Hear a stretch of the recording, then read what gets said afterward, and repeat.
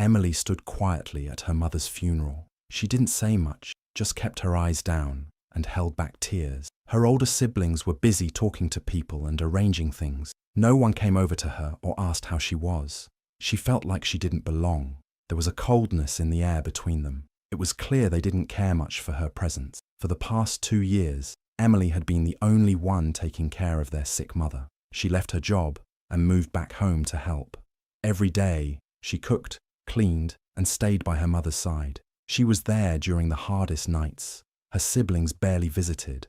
They always had excuses, but Emily never said a word against them. She just did what she felt was right. The day after the funeral, things got worse. Her siblings told her she had to leave the house. They said they planned to sell it and split the money. They didn't ask her anything. They acted like it was already decided. Emily was shocked but didn't fight back. She packed her things and left quietly, heartbroken. A few days later, she got a call from the family lawyer. He asked her to come in to talk about the will. Emily was confused. Her siblings had told her everything would be shared equally. She didn't expect anything different. At the lawyer's office, she learned the truth. Her mother had changed the will 6 months earlier. Everything, the house, the money, all of it, was left to Emily. It was all legal and signed. Her mother had written a letter explaining her decision. She thanked Emily for her love, time, and care. The lawyer said there was no mistake. When her siblings found out, they were furious. They accused Emily of tricking their mother. They demanded she give them a share. But Emily remembered all the times they ignored her and their mother. She stayed calm and said no. The lawyer confirmed again that everything was done properly. Emily decided to keep the house and use some of the money to support causes her mother loved. She gave nothing to her sibling. One day, she walked out of the house with peace in her heart, ready to start a new life, one she truly earned. 2 years before the funeral, Emily's life changed completely. When her mother got seriously ill, Emily didn't think twice. She left her job, packed her things, and returned to the house where she grew up. Her mother needed someone, and Emily chose to be that person. No one asked her to do it. She just knew it was the right thing. Every day, Emily was there. She made meals, gave medicine, cleaned, and helped her mother with everything. Some days were peaceful, others were full of pain and worry. Through it all, Emily stayed strong. She never spoke about how tired she was. She didn't ask for help or praise. She kept going, one day at a time. Her siblings lived their own lives. They didn't call much. They didn't visit unless it was a holiday or a special reason. Even when the doctor said their mother didn't have much time left, they stayed away. Sometimes they sent short messages, but they never stayed long. Emily didn't understand how they could be so distant, but she never argued or complained. In the quiet hours, when the house was still and her mother was resting, Emily often sat by the window. She would hold her mother's hand or just listen to her breathe. There were moments when her mother would smile or whisper thanks. Those little things kept Emily going. She didn't expect anything in return. Just being there was enough for her. Money was tight. Without a job, Emily had to be careful. She used what savings she had and sometimes skipped small things to make sure her mother had everything she needed. There were hard days, but she never said anything to her siblings. She didn't want to cause trouble. As time went on, Emily and her mother grew even closer. They talked, laughed, cried. Her mother shared stories, memories, and even regrets. Emily listened. She knew these moments were precious. She wanted to hold on to every one of them. When things got worse, Emily stayed up at night to watch over her mother. She learned how to do small medical tasks, just to make her more comfortable. There were no nurses most of the time, just Emily and her care. Her mother often told her, "You're my angel." Emily would smile and say, "I'm just your daughter." No one else saw those moments. No one else knew how much love and effort Emily gave. But she didn't care. Her only goal was to make sure her mother never felt alone. That promise she kept until the very end. The morning after the funeral, Emily was still trying to process everything. Her mother was gone, and the house felt cold and silent. She sat in the kitchen, holding a cup of tea, when her siblings walked in. They didn't ask how she was, or say anything kind. One of them placed a stack of papers on the table. Without much emotion, they told her they were selling the house. Emily looked at them, confused. They spoke as if the decision had already been made. One said they had found a real estate agent. Another said she had 1 week to pack her things and move out. There was no discussion. They didn't ask if she had somewhere to go or what she thought. They simply told her she had no choice. She tried to speak, but they cut her off. One said, "It's for the best." Another added, "We all need our share." Emily sat there, frozen. She had lived in that house for the last 2 years, cared for their mother every single day, and now she was being treated like a guest who had overstayed her welcome. They acted like she was in the way. Their words were cold, and their eyes showed no kindness. Emily wanted to scream, but she didn't. She kept her head down and listened. Her heart was heavy, but she stayed calm. Later that day, she quietly began to pack her things. She moved from room to room, placing her belongings in boxes. Every corner held a memory. The living room where she sat with her mother, the kitchen where she cooked their favorite meals. Now, all of it was being taken away. She didn't argue with her siblings. She didn't beg them to let her stay. She just packed and made plans to leave. At night, she lay awake, wondering how things had come to this, but she said nothing. By the end of the week, she was ready to go. Her siblings didn't offer to help or say goodbye. Emily walked out of the house with tears in her eyes, feeling lost and unwanted. She had given so much, but in return, she was pushed aside. All she could do was keep walking. A few days after leaving the house, Emily got a phone call. The number was unfamiliar, but she answered anyway. On the other end, a calm voice introduced himself as Mr. Tunde Ajayi, the family's lawyer. Emily remembered him from her childhood, though they hadn't spoken in years. He sounded serious and asked her to come to his office as soon as possible. He said it was about her mother's will.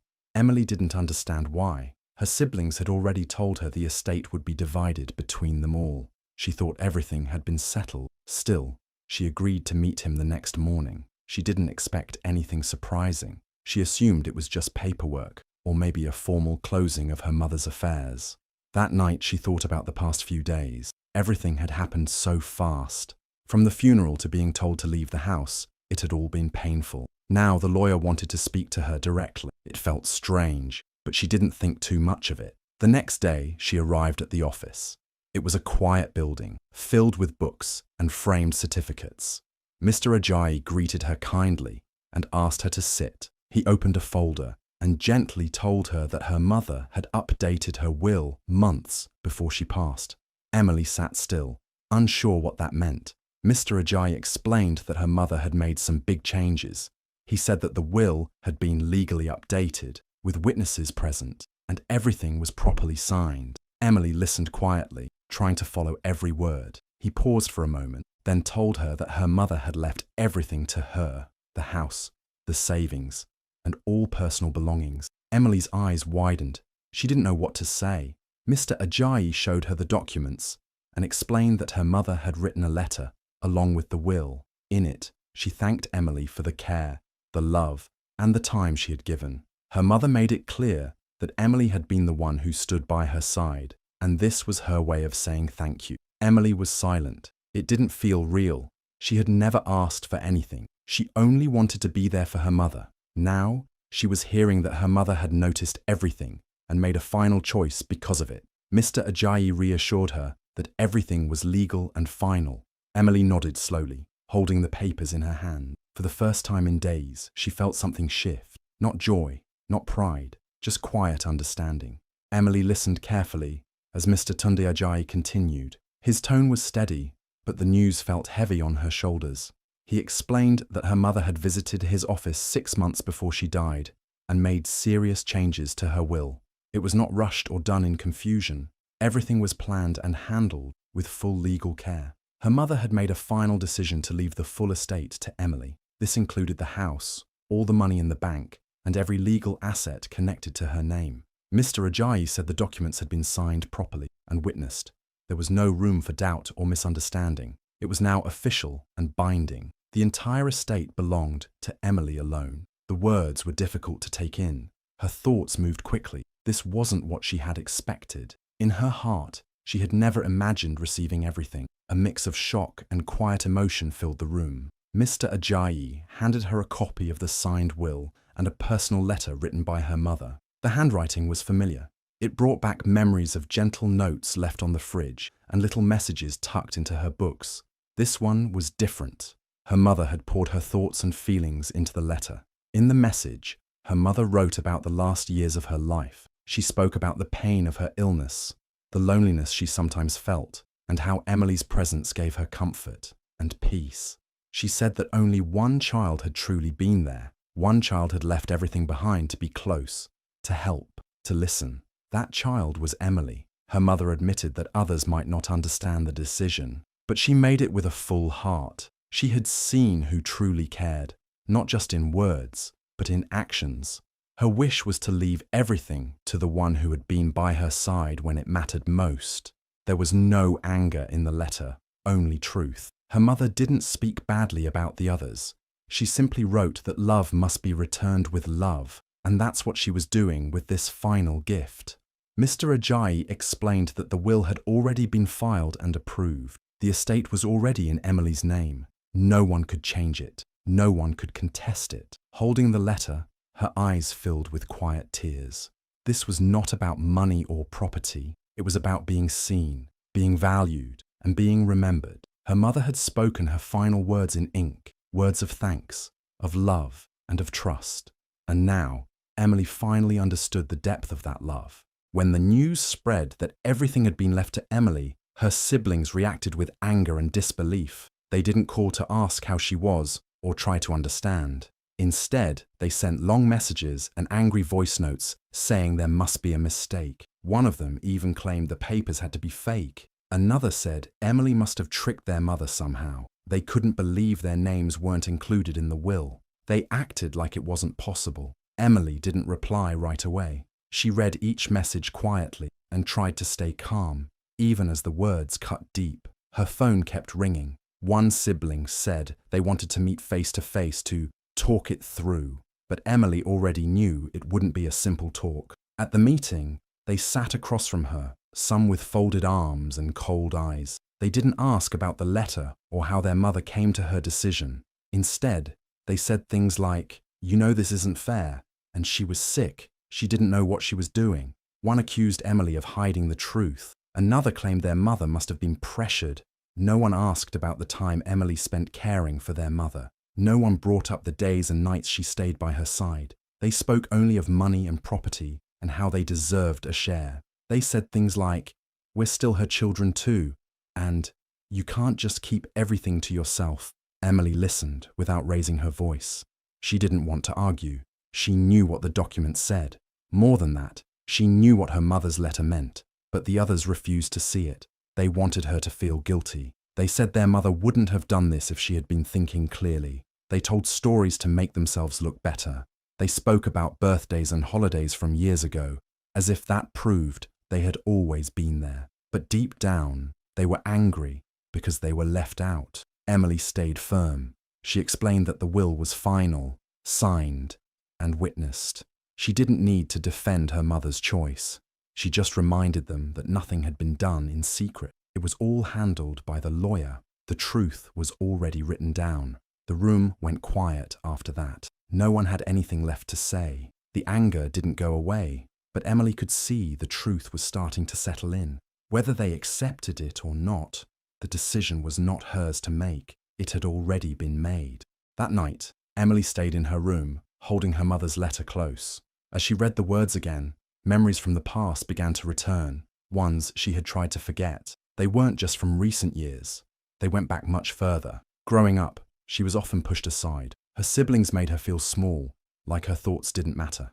If she shared an idea, they ignored it. If she made a mistake, they laughed. When something went well for her, they acted like it wasn't important. No matter how hard she tried, it was never enough for them. As they all got older, the distance only grew. During family events, they barely spoke to her unless they had something negative to say. Sometimes, they would talk over her or about her as if she wasn't there. When she chose different things in life, softer paths, quieter roles, they said she was weak. She never fought back. She kept to herself, thinking that maybe if she stayed kind, they'd treat her better. But they never did. When their mother got sick, she made the choice to return home. She didn't do it for thanks or reward. She simply wanted to be there. But even then, the same pattern continued. Her siblings questioned her every move. They said she was wasting her time. They told her she was making her life smaller by staying. None of them came to help, but they still judged her from afar. Now sitting with the truth in her hands, Emily felt something shift inside. All those hurtful words, all the years of being made to feel less, no longer had power over her. Her mother had seen her, truly seen her, and made a choice that proved it. She didn't need anyone's approval anymore. The past had already shown her who they were, and her mother's final act had shown her what love really meant. It wasn't loud, it didn't need to be proved over and over. It was steady, honest, and strong. With that understanding, Emily felt something new. Not sadness, not anger, just strength. She wasn't the same girl they used to talk down to. She knew who she was now, and she would no longer accept less than she deserved. Emily received another call from Mr. Tunde Ajayi. He asked her to come to his office again. When she arrived, he greeted her and explained that a formal review had been completed. A team of legal professionals had gone through every detail of her mother's will. Every page, signature, and document had been checked. Nothing was missing. Everything was done properly. The lawyer explained that the process was complete. The house, savings, and other assets had already been moved to Emily's name. Her mother had made sure to take care of all the legal steps before she passed. There was no delay, no confusion, and nothing that could be challenged. Emily listened closely. She had known this before, but hearing it again made it feel final. There would be no court case, no changes. The law was on her side. Everything her mother had wanted was now protected by legal authority. Her siblings had tried to raise questions, but none of them had proof to support their claims. No one had any document or message that could undo the will. Mr. Ajayi calmly explained that emotional complaints had no power against legal truth. The facts were clear.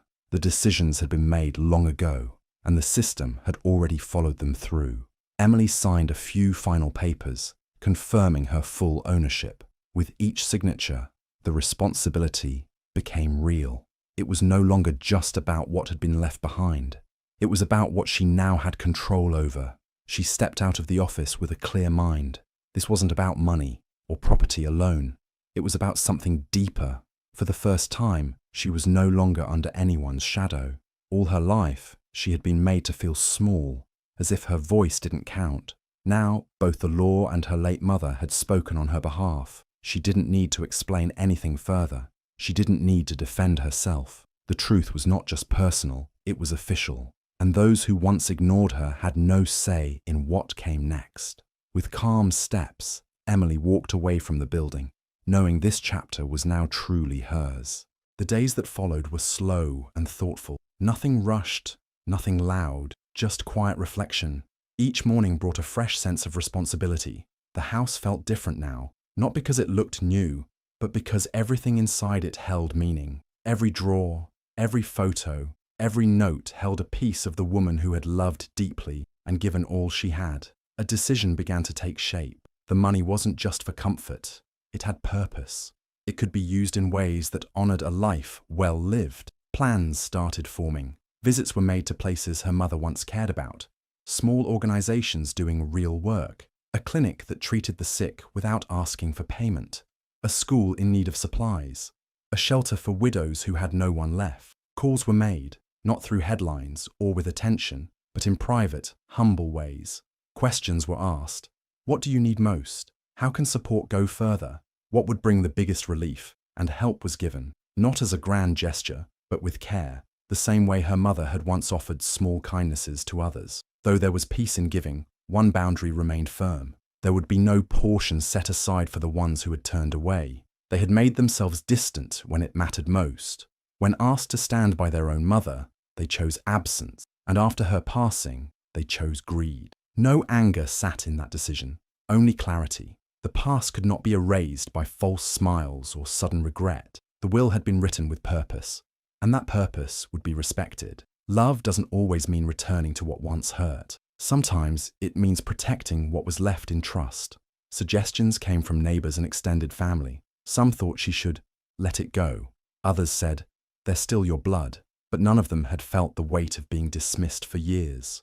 None of them had cared for a dying parent while being mocked for doing so. This choice wasn't about revenge.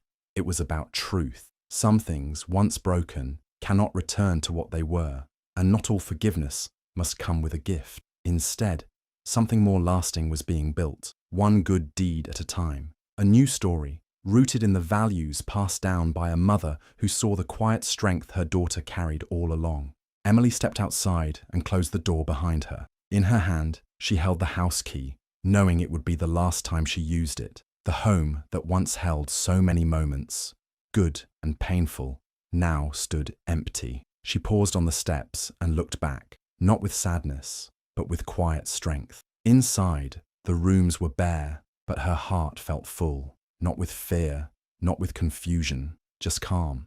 Everything she needed was no longer tied to the walls of that house. It had served its purpose. It had held the last part of her time with her mother.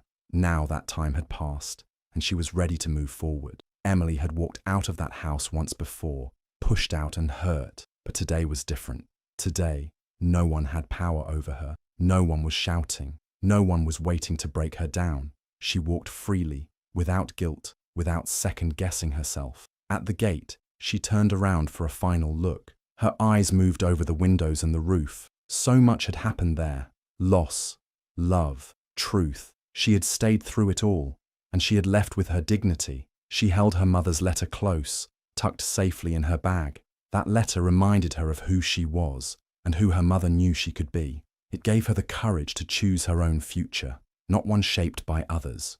The road ahead was open. She didn't need a perfect plan. What she needed, she already had: peace, freedom, and the right to start fresh. There was no weight pulling her back. She had given, she had waited, and she had forgiven in her own way. With steady steps, she walked away from the house. It didn't feel like a loss. It felt like a door closing softly behind her, with no bitterness. What lay ahead wasn't certain, but it belonged to her alone. She didn't need to turn back again. Everything important was already carried within her. As she continued down the path, she felt something new, not joy or sorrow, but balance. For the first time, she was not trying to please anyone. She had made her choice. She was moving on, and that was enough. Do you think Emily made the right choice by walking away from her siblings and honoring her mother's wishes alone? Or do you think she should have given them a second chance? Let me know what you think in the comments. I'd love to hear your thoughts. And if you enjoy stories like this, don't forget to like, subscribe, and hit the notification bell so you never miss a new one.